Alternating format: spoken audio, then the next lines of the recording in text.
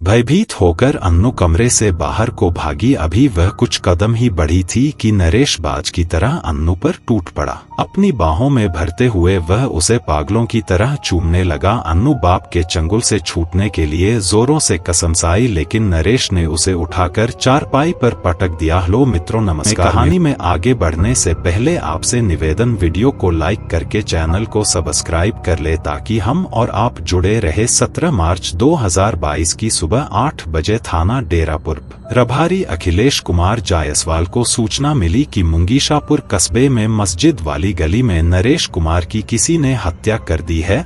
सूचना पाते ही वह सहयोगी पुलिसकर्मियों के साथ घटना स्थल की तरफ रवाना हो गए। अखिलेश कुमार जब घटना स्थल पर पहुंचे तो वहां भीड़ जुटी थी। एक महिला व एक युवती शव के पास दहाड़ मारकर रो रही थी। पूछने पर पता चला कि महिला मृतक की पत्नी राखी है और युवती मृतक की बेटी अन्नू है।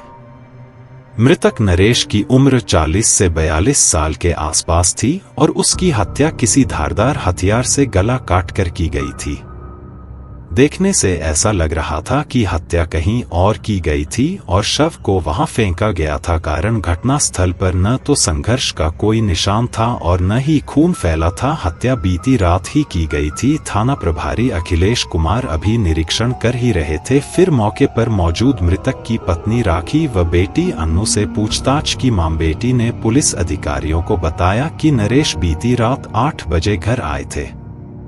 वह नशे में थे, उन्होंने खाना भी नहीं खाया और गैलरी में पड़ी चारपाई पर लुढ़क गए। इसके बाद वे दोनों भी दरवाजा बंद कर कमरे में जाकर सो गईं। सुबह उठी तो वह चारपाई पर नहीं थे और मुख्य दरवाजा खुला था। कुछ देर बाद पता चला कि उनकी किसी ने हत्या कर दी और शव घर के पिछवाड़े पड़ा है। पूछताछ के बाद पुलिस अधिकारियों ने शव पोस्टमार्टम हेतु माती भिजवा दिया। साथ ही थाना प्रभारी अखिलेश कुमार को आदेश दिया कि वह रिपोर्ट दर्ज कर जल्द से जल्द हत्या का पर्दाफाश करें। आदेश पाते ही थाना प्रभारी ने मृतक की पत्नी राखी की तहरीर पर अज्ञात हत्यारों के खिलाफ रिपोर्ट दर्ज कर ली और जांच शुरू की। उन्होंने सबसे पहले राखी व उसकी बेटी अन्नू से पूछताछ की तथा उनके मोबाइल फोन सुरक्षित कर लिए।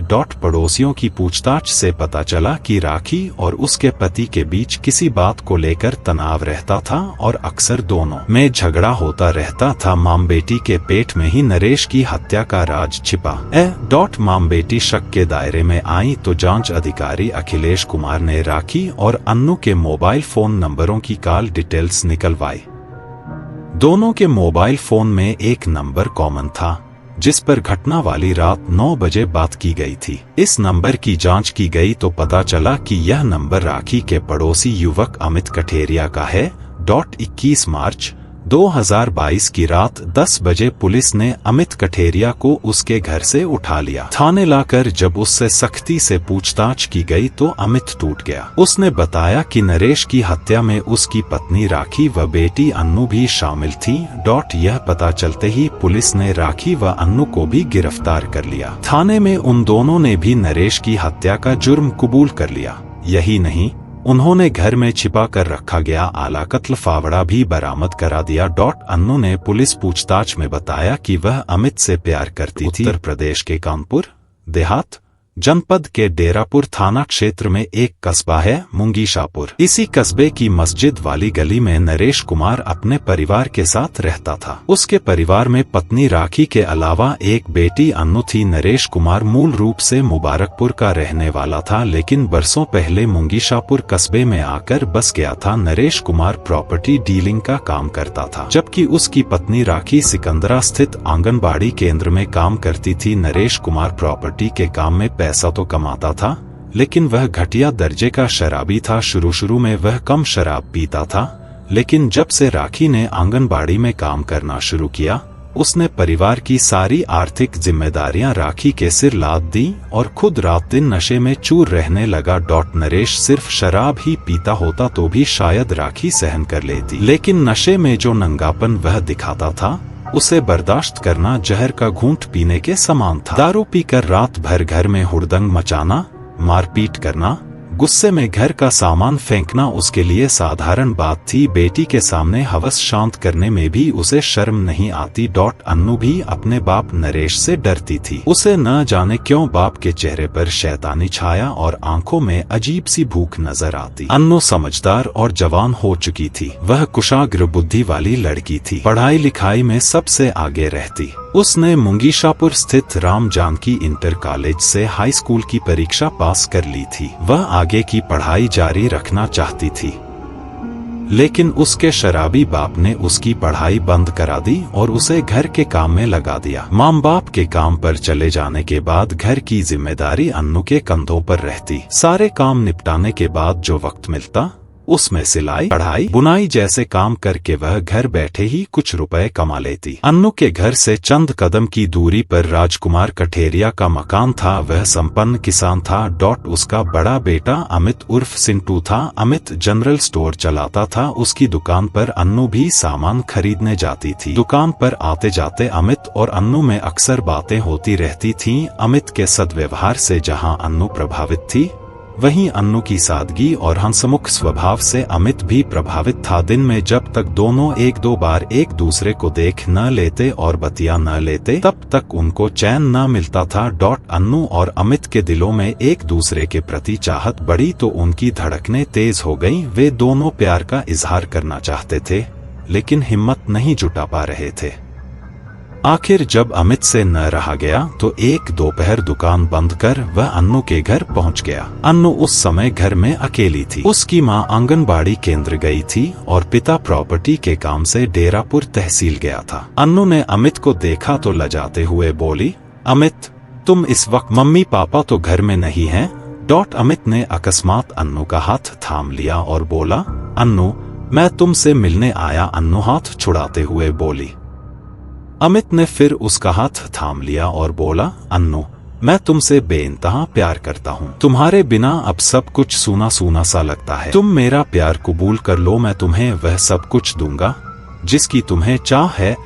अमित की बात सुनकर अन्नू के चेहरे पर शर्मोहिया छा गई। वह लजाते हुए बोली, अमित, प्यार तो मैं भी तुमसे करती हूँ, लेकिन लाज शर्म के कारण मैं अपनी बात होंठों पर नहीं ला पाई।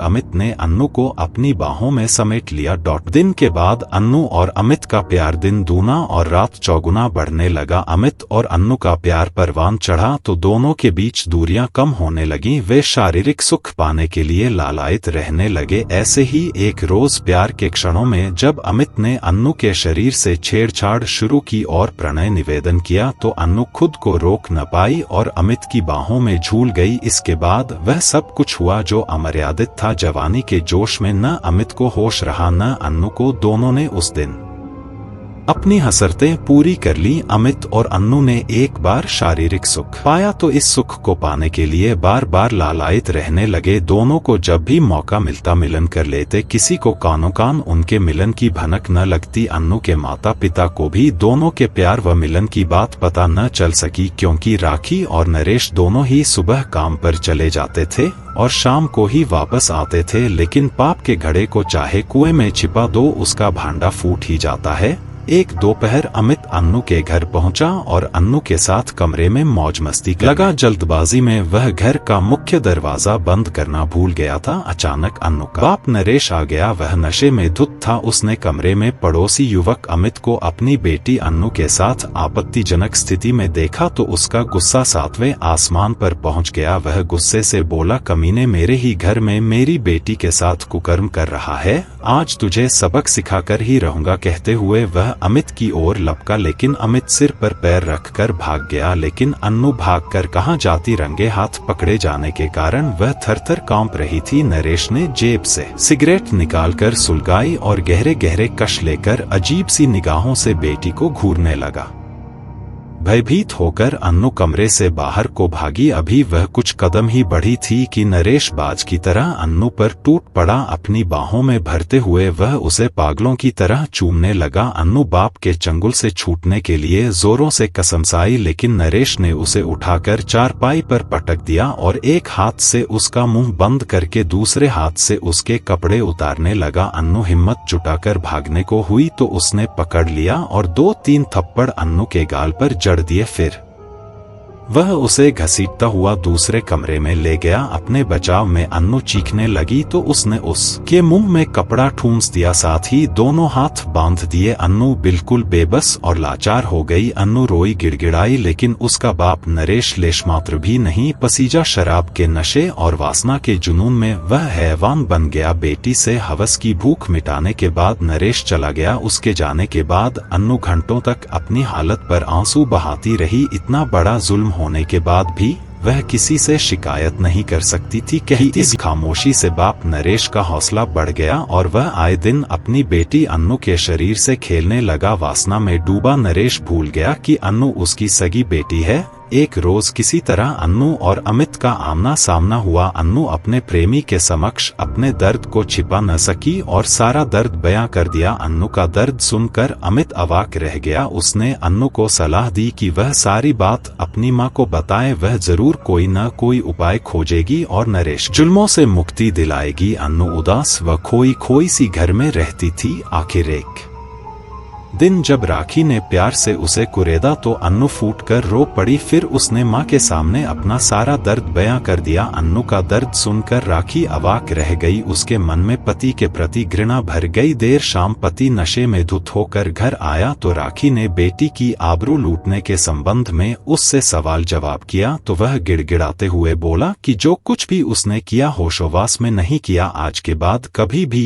ऐसी घटिया हरकत नहीं करेगा। राखी ने सीने पर पत्थर रख कर पति पर विश्वास कर लिया। नरेश कुछ समय तक तो अपनी बात पर कायम रहा। उसके बाद वह फिर नीच और कमीनेपन पर उतर आया। वह फिर बेटी को अपनी हवस का शिकार बनाने लगा। लेकिन इस बार अन्नू चुप नहीं रही। उसने मां को सारी बात बताई और अपने प्रेमी अमित को भी। इसके बाद मां, बेटी व उसके प्रेमी ने नरेश को सबक सिखाने की ठान ली। 16 मार्च 2022 की रात 8 बजे वह नशे की हालत में आया। आते ही वह उस पर हावी हो गया। मां ने उसे किसी तरह बचाया। उसके बाद मां ने फोन कर अमित को बुला लिया। उसने भी अमित से बात की थी। रात 10 बजे जब बाप नरेश गहरी नींद में सो गया तब राखी, शिवांगी और अमित ने मिलकर उसे फावड़े से हमला कर मौत के घाट उतार दिया और उसके शव को घर के पीछे कूड़ा डालने वाली जगह पर फेंक दिया। चूंकि राखी, अन्नू तथा उसके प्रेमी अमित ने हत्या का जुर्म कबूल कर लिया था और आला कत्ल फावड़ा भी बरामद करा दिया था। थाना प्रभारी अखिलेश कुमार ने भादमवी की धारा 302-201 के तहत राखी, अन्नू व अमित को नामजद कर दिया तथा उन्हें विधि सम्मत गिरफ्तार कर लिया। 22 मार्च 2022 को पुलिस ने आरोपी राखी, अन्नू तथा अमित कठेरिया को कानपुर देहात की माती कोर्ट में पेश किया, जहां से उन्हें जेल भेज दिया गया। दोस्तों, इस पूरी वारदात पर आप